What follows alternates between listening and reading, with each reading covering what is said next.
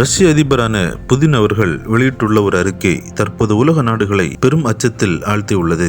அமெரிக்க அதிபரான Joe Biden அவர்கள் America வழங்கிய நீண்ட தூரம் சென்று தாக்கும் ஏவுகணைகளை ரஷ்யாவுக்கு எதிராக உக்ரைன் உபயோகிக்கலாம் என்ற ஒப்புதலை வழங்கியுள்ளார். இந்நிலையில் நேற்றைய தினம் முதல் முறையாக ரஷ்யாவின் பிரையான்ஸ்க் பகுதியில் நீண்ட தூர ஏவுகணைகளை கொண்டு உக்ரைன் மிகப்பெரிய அளவில் தாக்குதல் நடத்தியது. உக்ரைன் ஏவிய ஏவுகணைகளில் 5 ஏவுகணைகள் ரஷ்யாவால் சுட்டு வீழ்த்தப்பட்டது. அதில் ஒரு ஏவுகணை ரஷ்யாவின் ராணுவ வளாகத்தில் விழுந்து பெரும் தீ விபத்தை ஏற்படுத்தியது என்று ரஷ்ய பாதுகாப்பு அமைச்சகம் தெரிவித்துள்ளது.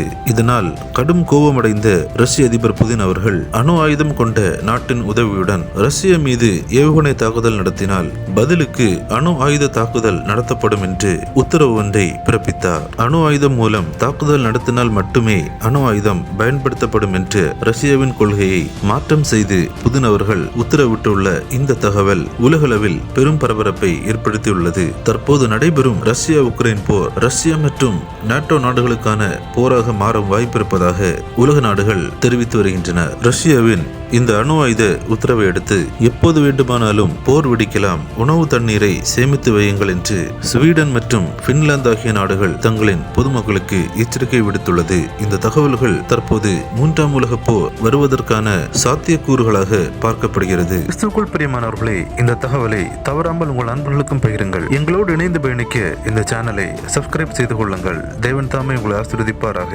ஆமென்.